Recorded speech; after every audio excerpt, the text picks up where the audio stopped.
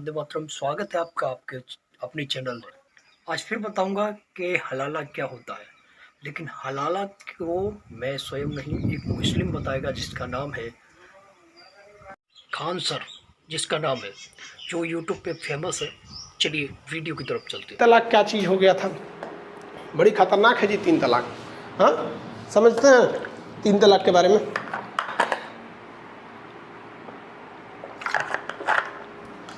देखिए ध्यान से, मुसलमानों के लिए अलग कानून, हिंदुओं के लिए अलग कानून आज भी लागू है। इसकी शुरुआत की थी लॉर्ड कॉर्नवालिस ने। उसने हिंदुओं के लिए अलग कानून बनाया, मुसलमानों के लिए अलग कानून बनाया।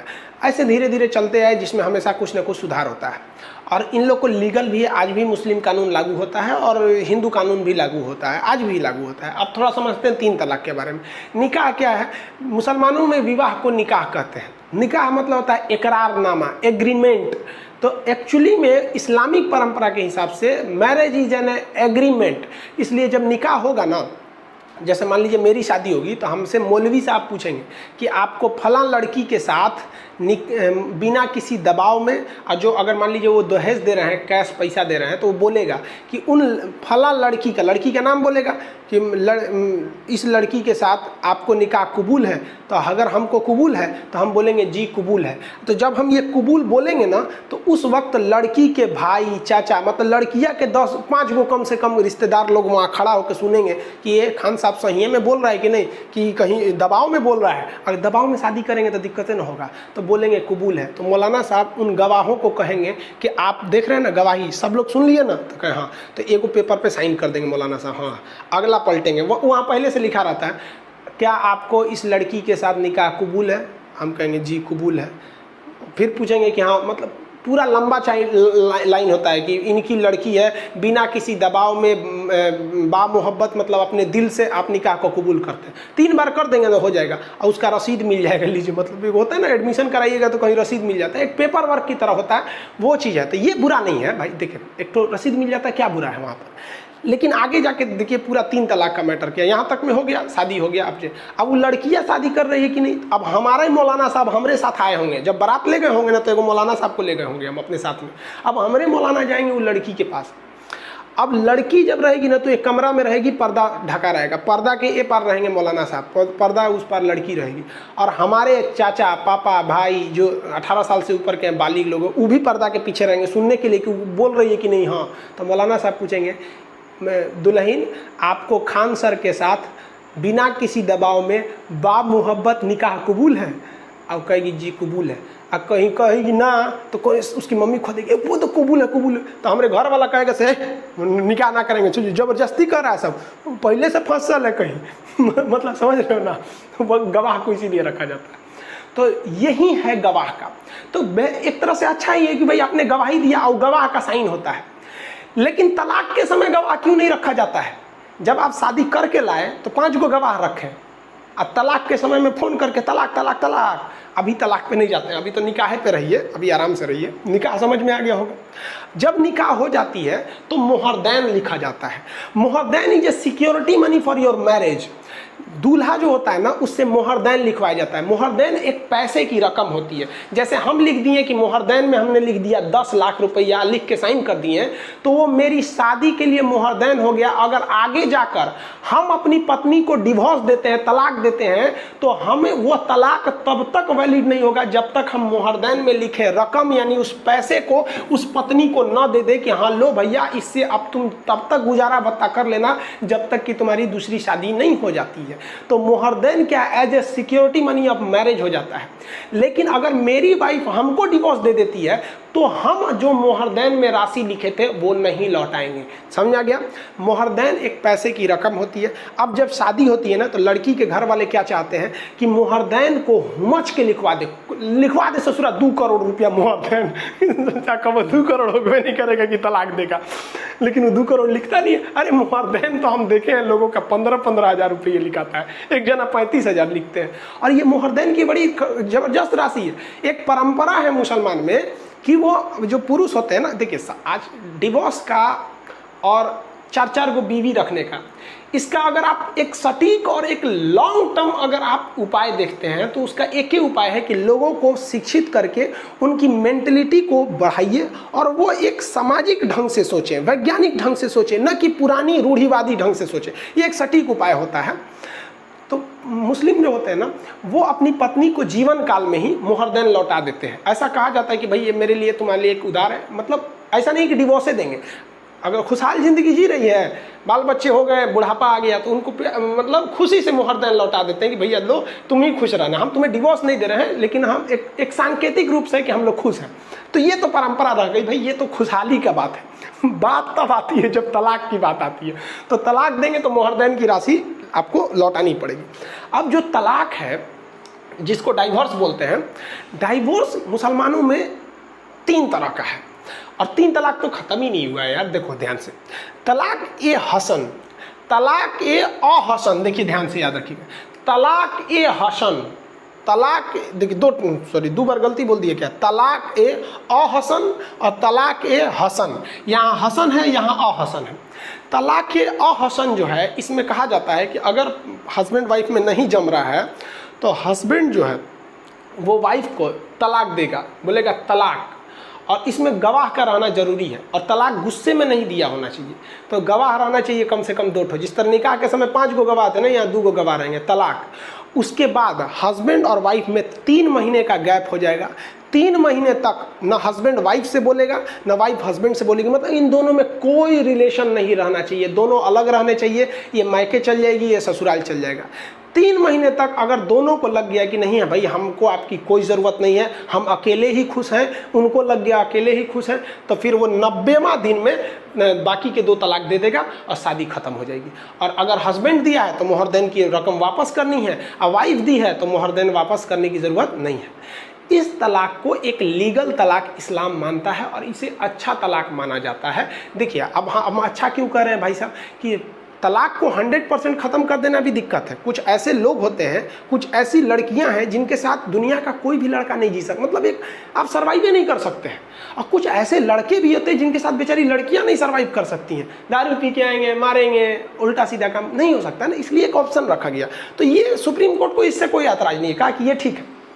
लेकिन इसी में थोड़ा मॉडिफाई कर दिया गया, उसको कहा गया तलाक़े हसन।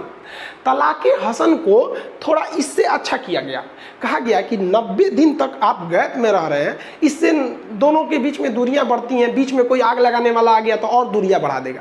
तो उससे बेहतर है कि आप तलाक दीजिए, 1 महीना यानी 30 दिन तक दोनों में दूरी रहे, फिर अगले दिन आप लोग मिलिए और फिर डिसाइड कीजिए कि आपको आगे रहना है या नहीं। यहाँ पे मान के चलिए कि यहाँ बोल दिया तलाक, एक ही बार बोलेगा, यहाँ बोला तलाक, अब वो नैहर चली गई, आप अपने घर हैं, 30 दिन हो जाएगा ना, तो फिर मौलवी साहब आपको बुलाएंगे, उसको भी बुलाएंगे, कहेंगे क्या डिसाइड किए तुम लोग, समझाएंगे मौलवी साहब की ज़िंदगी, तुम लोग तलाक दे दोगे, बाल बच्चे का क्या होगा। आप कहेंगे ना, फिर तलाक देंगे, तो फिर अगला 30वां दिन तलाक दे दीजिए। अब आखिरी मौका है, याद रखिएगा, मौलवी साहब अब आखिरी बार बुलाएंगे फिर अगले 30 दिन बाद, और मौलवी साहब वहाँ समझाएंगे, कहेंगे कि देखो ज़िंदगी बर्बाद हो जाएगी। आपके पास यहाँ भी मौका है, आप यहाँ भी चाहेंगे तो कह सकते हैं कि नहीं, हम जो तलाक पहले 2 बार दिए हैं हम उसको नहीं मानते हैं, हमारी शादी दोबारा हो जाए, हम तलाक नहीं देते हैं। तो लास्ट वाला भी अगर तलाक में आपने ना कर दिया ना, तो आपकी शादी बची रह जाएगी। और यहाँ भी अगर आपने कह दिया तलाक, तो फिर गई काम से। फिर तब आपको क्या करना पड़ेगा, आप अगर शादी आप तोड़ रहे हैं, हस्बैंड तोड़ रहा है, तो फिर मोहरदैन की रकम वापस कीजिए, तलाक खत्म, तलाक हो गया, काम खत्म। ये जो 2 तरह के तलाक हैं, ये ट्रेडिशनल तलाक है, यही एक इस्लाम इसे मानता है और यही इस्लाम में चलते आ रहा है। सन 7वीं सदी में इस्लाम आया था, 622 ईस्वी के बाद इस्लाम को मेन जो उनका ट्रेडिशन था उसमें आया था। तो इसको हम लोग कहते हैं तलाक सुन्नत। ये दोनों टाइप का तलाक जो होता है, इसे हम लोग कहते हैं तलाक ए सुन्नत। सुन्नत आप समझ जाएंगे, तलाक़े सुन्नत। सुन्नत उसे कहते हैं जो एक ट्रेडिशनली चला आ रहा है, बहुत पहले से चला आ रहा है, परंपरा दर परंपरा। लेकिन 12वीं सदी में यानी 1200 समथिंग में अचानक मौलवी लोगों ने एक नया तलाक शुरू कर दिया। ये शुरू में नहीं था, ये तलाक़े बिद्दत, नया तलाक शुरू किया, उसका नाम रख दिया तलाक़े बिद्दत। अब तलाक़े बिद्दत क्या चीज़ है कि भैया एक बार में इंस्टेंट 3 तलाक, भाड़ में गया, 90 दिन का नियम है, 30 दिन का नियम, खत्म कहानी, कोई गवाह नहीं, कोई सबूत नहीं, हमारे खाने में नमक ज़्यादा है, तलाक तलाक तलाक, खत्म कहानी, रिश्ते खत्म। अब पहली बात कि जो ये कह रहे हैं कि ये इस्लाम के खिलाफ है 3 तलाक को रोकना, तो पहले ये देखिए कि इसको शुरू कौन किया। 12वीं सदी में कौन से पैगंबर आए थे? कोई नहीं। लास्ट पैगंबर इस्लाम के हिसाब से लास्ट प्रोफेट, जो लास्ट पैगंबर थे वो मोहम्मद साहब थे। पैगंबर का मतलब होता है ईश्वर के सबसे प्रिय, सबसे करीबी जो उनके दूत होते हैं उन्हें कहा जाता है प्रिय। सबसे उनसे प्रिय दूसरा कोई नहीं होता है। ईश्वर के लिए सबसे प्रिय होते हैं पैगंबर, उन्हें ईश्वर से बाद उन्हीं को वैल्यू दी जाती है। तो तलाक की बिद्दत पता नहीं कहाँ से शुरू हुआ, इसमें कोई सबूत गवाह की जरूरत नहीं। तलाक तलाक तलाक, खत्म कहानी जा। अब इसमें ससुरा ईमेल पे तलाक आने लगा, व्हाट्सएप पे आने लगा, फेसबुक पे आ गया, लेटर लिख के भेज देता था। दुबई में है और उसकी मम्मी कह दी, रे तो मेहरुआ दुकाने से बतिया रही थी। अरे हाँ, दूसरा से बतिया रही थी, रुको फोन लगा। ससुरी कहीं के दो, अरे तलाक तलाक तलाक, ढाई खत्म। ले भाई साहब, ये तो तलाक खिलवाड़ हो गया तलाक का। तो इंस्टेंट 3 तलाक का बहुत ही ज़्यादा मिसयूज हो रहा था। लेकिन इंस्टेंट 3 तलाक जो दे रहे थे ना, बाद में वो पछता भी रहे थे।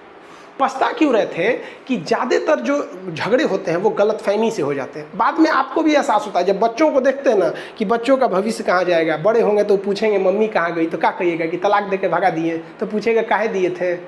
तो दोनों में कहीं ना कहीं गलतियां होती हैं। तो इन लोग को बड़ी पछतावा होता था। 2 साल बाद ये दोनों लोग फिर सोचते थे कि यार बच्चों के भविष्य के लिए हम फिर से शादी कर लेते हैं। यही ससुरा नया बवाल चालू। अब आप दूसरा शादी कर ही नहीं सकते हैं। ले भाई, इस्लाम में कहा गया है कि तलाक अगर आप उसको दे दिए तो दूसरी शादी नहीं कर सकते हैं। अब क्या होगा, तब अब आएगा हलाला। हलाला, ध्यान से समझिए। हलाला कहता है कि यदि आपने अपनी पत्नी को डिवोर्स दे दिया, 3 तलाक दे दिया, और फिर चाहते हैं कि 6 महीना साल भर बाद आपका दिमाग ठंडाया, आप समझे कि नहीं हमसे गलती हो गई, फिर शादी कर ले, तब आप शादी नहीं कर सकते हैं। अगर आप चाहते हैं कि नहीं हम ओकरे से करेंगे, तब आपको हलाला फॉलो करना पड़ेगा। हलाला कहता है कि जिसको आपने डिवोर्स दिया ना, उसको फिर किसी दूसरे आदमी से कहिए कि निकाह करो, और दूसरा आदमी उससे निकाह करेगा यानी शादी करेगा, और वो जब उसे डिवोर्स देगा तब वो क्या कहलाए, तब आप उससे शादी कर सकते हैं। ये हो गया हलाला। अब ध्यान से समझिए पूरी बातों को।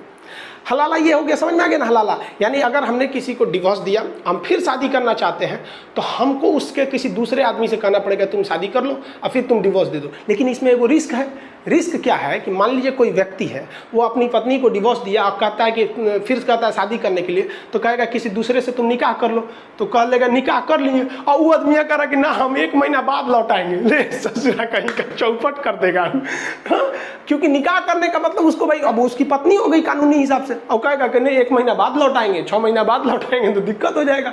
अरे भाई साहब, तो अब औरत की जिंदगी चौपट हो गई। अब इसी में काम आने लगे लोग, बूढ़े लोग।